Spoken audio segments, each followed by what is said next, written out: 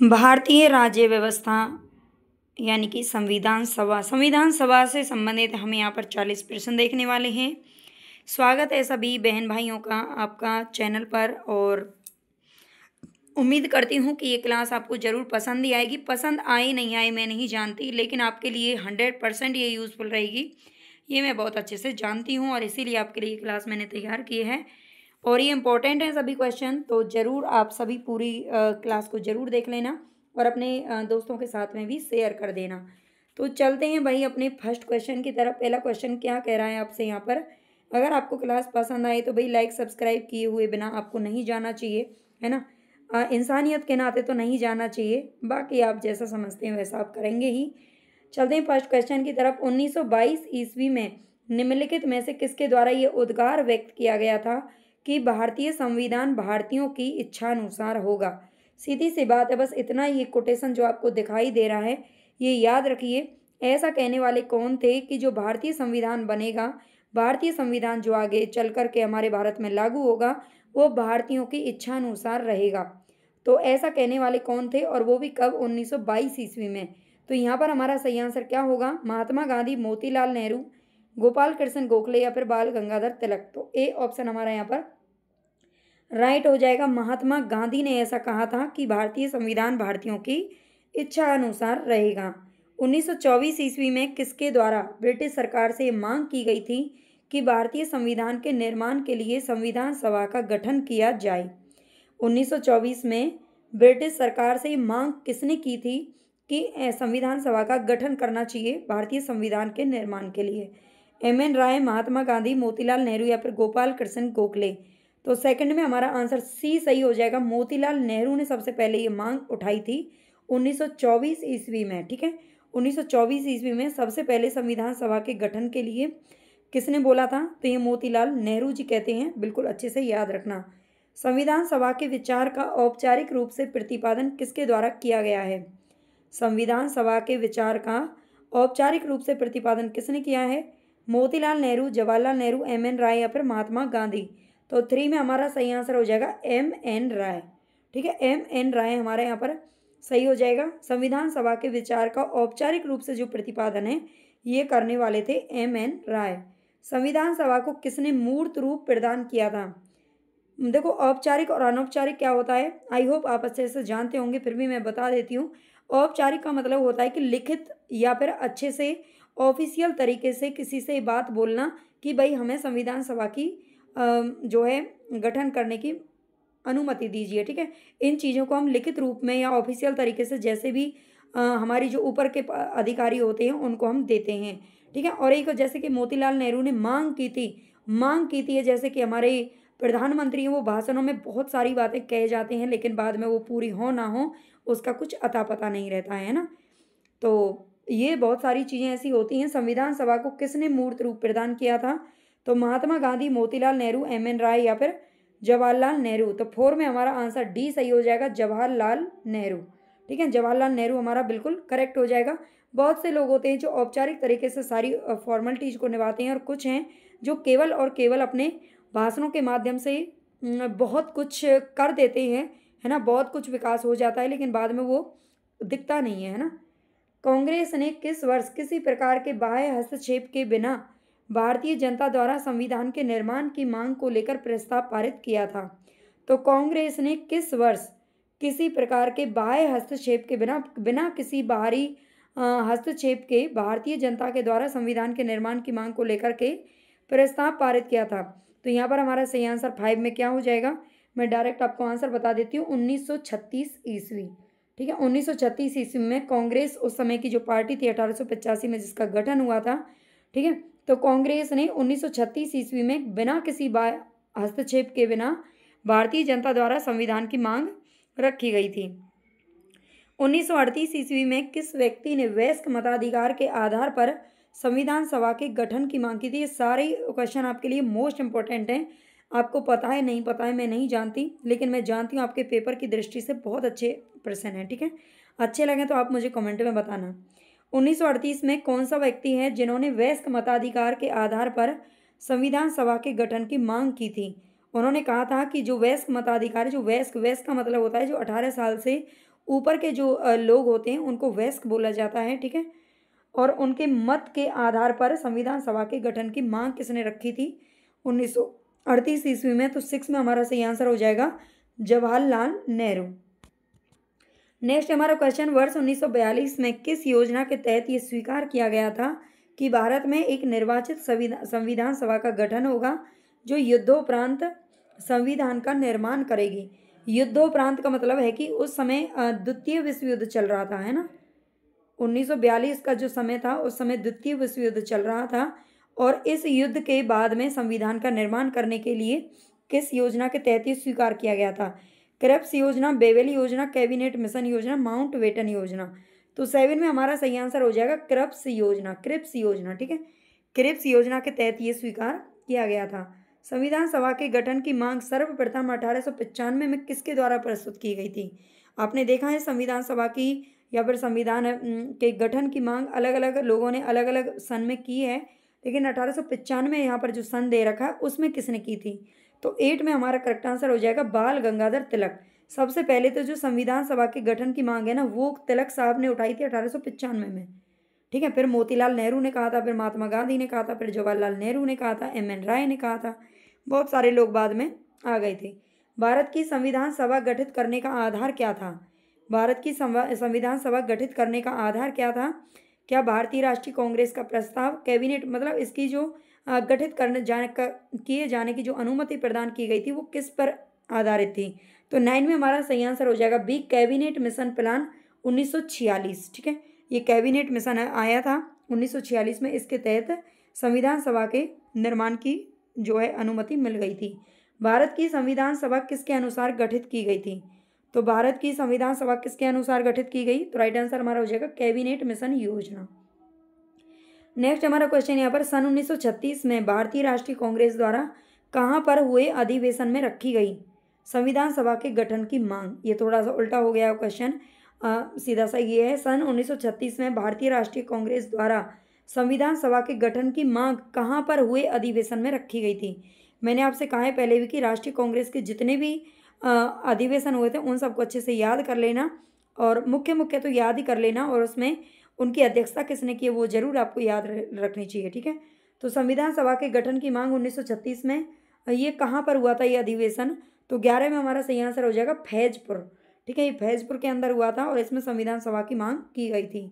Cabinet mission योजना के अनुसार संविधान सभा में कुल कितने सदस्य होते थे? तो 12 में हमारा सही आंसर हो जाएगा 389, ठीक है। संविधान सभा में कैबिनेट मिशन योजना के अनुसार कितने सदस्य थे? तो ये थे 389। आगे, प्रस्तावित मूल संविधान में कुल सदस्यों का विभाजन किस प्रकार होना निश्चित हुआ था? तो 13 में हमारा सही आंसर हो जाएगा डी, ब्रिटिश प्रांतों के 292 प्रतिनिधि थे, देसी रियासतों के 93 प्रतिनिधि और मुख्य कमिश्नरी क्षेत्रों के 4 प्रतिनिधि इसमें रखे गए थे। और टोटल आप इनको जोड़ के देख लीजिए, 4 3 7 और 2 कितने हो गए 9, 9 और 9 18, और यानी कि 389 सदस्य कंप्लीट हो गए, इसीलिए मैंने ऊपर वाला आपको बताया नहीं था। आगे, संविधान सभा में विभिन्न प्रांतों के लिए 292 सदस्यों का निर्वाचन होना था, इनमें से कांग्रेस के कितने प्रतिनिधि निर्वाचित होकर के आए थे? तो 14 में हमारा क्वेश्चन सही हो जाएगा 208, ठीक है। कांग्रेस के कितने प्रतिनिधि यहाँ पर निर्वाचित हुए थे? तो 208 निर्वाचित होकर के आए थे। आगे, पुनर्गठन के फलस्वरूप वर्ष 1947 में संविधान सभा के सदस्यों की संख्या कितनी रह गई थी? पुनर्गठन के फलस्वरूप वर्ष 1947 में संविधान सभा के सदस्यों की संख्या कितनी रह गई थी आज़ादी के बाद में? तो यहाँ पर हमारा 15 में सही आंसर हो जाएगा 299, ठीक है। केवल संविधान सभा के जो सदस्य थे वो अब 299 ही बचे थे। नेक्स्ट हमारा क्वेश्चन है, संविधान सभा यानी कि पुनर्गठित जो संविधान सभा हुई थी उसमें देसी रियासतों के लिए कितने प्रतिनिधि तय किए गए थे? देसी रियासतों के लिए, तो यहाँ पर हमारा 16 में सही आंसर हो जाएगा 70, ठीक है। 70 देसी रियासतों के लिए प्रतिनिधि थे। आगे, पुनर्गठित संविधान सभा में विभिन्न प्रांतों के लिए कितने प्रतिनिधि थे? विभिन्न प्रांतों की अगर बात करें तो यहाँ पर हमारे 17 में सही आंसर हो जाएगा 229, ठीक है। विभिन्न प्रांतों के लिए कितने प्रतिनिधि थे? तो ये थे 229। कैबिनेट मिशन योजना के अंतर्गत संविधान निर्मात्री परिषद में प्रत्येक प्रांत की आवंटित सदस्य संख्या निर्धारित करने के लिए एक प्रतिनिधि कितनी जनसंख्या के अनुपात में था? यानी कि कितनी जनसंख्या के अनुपात में एक प्रतिनिधि था। तो यहाँ पर हमारा सही आंसर 18 में क्या हो जाएगा, 10 लाख व्यक्तियों पर। ठीक है, 10 लाख व्यक्तियों का कैबिनेट मिशन योजना के अंतर्गत जो संविधान निर्मात्री जो परिषद थी उसमें प्रत्येक प्रांत की आवंटित यानी कि 10 लाख व्यक्तियों पर क्या था, एक प्रतिनिधि था, ये ध्यान रखना। आगे संविधान सभा के सदस्यों को निम्न में से किसने प्रत्यक्ष रूप से निर्वाचित किया था। तो यहाँ पर हमारा 19 में से आंसर क्या हो जाएगा, ए सही हो जाएगा, प्रांतों की विधानसभा। ठीक है, संविधान सभा के जो सदस्य थे उनको किसने प्रत्यक्ष रूप से निर्वाचित किया था, तो प्रांतों की विधानसभा ने किया था। संविधान सभा में किस प्रांत का प्रतिनिधित्व सबसे अधिक था, तो 20 में हमारा राइट आंसर हो जाएगा संयुक्त प्रांत। संविधान सभा में किस प्रांत का प्रतिनिधित्व सबसे अधिक था, तो ये था संयुक्त प्रांत का। नेक्स्ट हमारा क्वेश्चन है, संविधान सभा में किस देशी रियासत के प्रतिनिधि ने भाग नहीं लिया था। किस देशी रियासत के प्रतिनिधि ने भाग नहीं लिया, जूनागढ़, कश्मीर, हैदराबाद या फिर मैसूर। तो 21 में हमारा सही आंसर हो जाएगा हैदराबाद। ठीक है, हैदराबाद को वैसे भी बाद में मिलाया गया था सैन्य कार्रवाई के बल पर। ठीक है, B.R. अम्बेडकर का संविधान सभा में निर्वाचन हुआ था। B.R. अम्बेडकर का किस संविधान सभा में निर्वाचन कहाँ से हुआ था, पश्चिम बंगाल से, मुंबई प्रेसिडेंसी, तत्कालीन मध्य भारत से या फिर पंजाब से। तो यहाँ पर हमारा 22 में राइट आंसर हो जाएगा पश्चिम बंगाल से। ठीक है, पश्चिम बंगाल से B.R. अम्बेडकर का क्या हुआ था, जो है निर्वाचन होकर के आया था। आगे संविधान सभा का चुनाव निम्न में से किस आधार पर हुआ था। संविधान सभा का जो चुनाव है ये किस आधार पर हुआ, समान मताधिकार, सर्व मताधिकार, सीमित मताधिकार या वर्गीय मताधिकार। तो 23 में हमारा सही आंसर क्या हो जाएगा, ये किस आधार पर हुआ था, वर्गीय मताधिकार के आधार पर हुआ था। अगर आपको क्लास अच्छी लग रही है, देखो बोलने का हमारा काम है, बाकी तो आप लोग करते नहीं हो, भाई कर देना। अगर थोड़ा सा भी आपको अच्छी लग रही है क्लास, है ना, बड़ी मेहरबानी होगी आपको। आप लोग लाइक सपोर्ट ही नहीं करेंगे तो फिर क्या फ़ायदा है इतनी मेहनत करने का, है ना। सब नींद, भूख, प्यास सब कुछ त्याग करके क्लासेस बनानी पड़ती हैं, तो कम से कम इतना तो सपोर्ट करें भाई, है ना। संविधान सभा के सदस्य प्रतिनिधि थे। संविधान सभा के सदस्य प्रतिनिधि कौन थे, तो ये थे जनता द्वारा अप्रत्यक्ष निर्वाचित। ठीक है, जनता द्वारा अप्रत्यक्ष निर्वाचित। नेक्स्ट है, भारतीय संविधान को किसने बनाया था। भारतीय संविधान को बनाने वाले कौन है, तो यहाँ पर हमारा सही आंसर क्या हो जाएगा, संविधान सभा ने। ठीक है, भारतीय संविधान को बनाने के लिए संविधान सभा का गठन किया गया था। संविधान सभा के लिए चुनाव कब संपन्न हुए थे, संविधान सभा के लिए चुनाव कब हुए थे, तो यहाँ पर हमारा सही आंसर हो जाएगा 1946। 1946 में चुनाव हुए थे और 9 दिसंबर को, है ना, 9 दिसंबर को इसकी क्या हुई थी, 1946 को इसकी पहली बैठक की गई थी। आगे भारतीय संविधान सभा की स्थापना कब हुई थी, भारतीय संविधान सभा की स्थापना कब हुई थी, तो यहाँ पर हमारा सही आंसर हो जाएगा 9 दिसंबर 1946, है ना, प्रथम बैठक हुई थी या फिर इसकी स्थापना हुई थी। आगे संविधान सभा का प्रथम अधिवेशन कहाँ पर हुआ था, तो इसका जो प्रथम मीटिंग है ना, अधिवेशन क्या है, जो इसकी मीटिंग होती थी वो पहला अधिवेशन कहाँ पर हुआ था, तो ये हुआ था दिल्ली के अंदर। ठीक है, दिल्ली में हुआ था। नेक्स्ट है यहाँ पर संविधान सभा के उद्घाटन अधिवेशन की अध्यक्षता किसने की थी। संविधान सभा का जिस दिन उद्घाटन हुआ था उस समय इसकी अध्यक्षता किसने की थी, तो यहाँ पर हमारा सही आंसर हो जाएगा सच्चिदानंद सिन्हा। ठीक है, ये अस्थायी अध्यक्ष थे और इन तब तक कोई भी परमानेंट तरीके से यहाँ पर अध्यक्ष नहीं नियुक्त किया गया था, ये टेम्पोरेरी रूप से यानी कि अस्थायी रूप से इनको अध्यक्ष करने के लिए बुलाया गया था, अध्यक्षता करने के लिए। ठीक है, नेक्स्ट है संविधान सभा का पहला सत्र कब आयोजन हुआ था, तो पहला सत्र कब आयोजन हुआ था, तो यहाँ पर हमारा सही आंसर क्या हो जाएगा 9 दिसंबर 1946 ईस्वी। देखो अलग अलग तरीके से जो क्वेश्चन है वो पूछा जा रहा है। संविधान सभा का पहला सत्र हुआ था, तो ये शायद दोबारा आ गया है ना, रिपीट हो गया है। संविधान सभा के अस्थायी अध्यक्ष कौन थे, तो जो जिस दिन पहला सत्र हुआ था उस दिन जो अध्यक्षता थी वो किसने की थी, सच्चिदानंद सिन्हा ने की थी, है ना। अस्थायी थे ये, लेकिन बाद में जब अगली बैठक हुई थी 9 दिसंबर के बाद 11 दिसंबर को, तो उस समय स्थायी यानी कि परमानेंट अध्यक्ष बना लिया गया था। ठीक है, परमानेंट अगर इंग्लिश में आपको अच्छे से याद है तो देख लेना, ये थे डॉक्टर राजेंद्र प्रसाद। नेक्स्ट हमारा क्वेश्चन है 11 दिसंबर 1946 को किसे संविधान सभा का स्थायी अध्यक्ष चुना गया था, तो डॉक्टर राजेंद्र प्रसाद को चुना गया था। संविधान सभा के संवैधानिक सलाहकार कौन थे, तो यहाँ पर हमारा 35 में से ये आंसर क्या हो जाएगा, संवैधानिक सलाहकार कौन थे भाई, तो राइट आंसर हमारा है VN राव। ठीक है, BN राव थे, यानी कि वेनेगल नरसिंह राव इनका पूरा नाम था, BN राव के नाम से इनको जाना जाता है। संविधान सभा के चुने हुए स्थायी अध्यक्ष कौन थे? तो ये क्वेश्चन थोड़ा सा रिपीट क्या है, ये बार बार पूछे जाते हैं क्वेश्चन, ये PYQ है सभी, ठीक है। निम्नलिखित में से कौन संविधान सभा का सदस्य नहीं था? तो संविधान सभा के सदस्यों में कौन शामिल नहीं था? यहाँ पर हमारा सही आंसर क्या हो जाएगा? के मुंशी आयंगर साहब भी थे, कृष्णाचार्य भी थे, लेकिन H बेग का नाम आपने नहीं सुना होगा।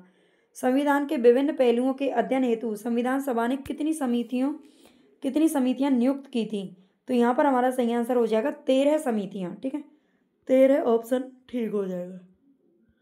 नेक्स्ट क्वेश्चन, संविधान सभा के प्रारूप यानी कि मसौदा समिति की नियुक्ति कब की गई थी? इसे मसविदा या मसौदा बोला जाता है। तो राइट आंसर हमारे यहाँ पर हो जाएगा 29 अगस्त 1947 ईस्वी। नेक्स्ट हमारे यहाँ पर क्वेश्चन, भारतीय संविधान सभा की प्रारूप समिति के अध्यक्ष कौन थे? यानी कि मसौदा समिति के अध्यक्ष कौन थे? तो यहाँ पर हमारा सही आंसर क्या हो जाएगा? डॉक्टर BR अम्बेडकर, ठीक है।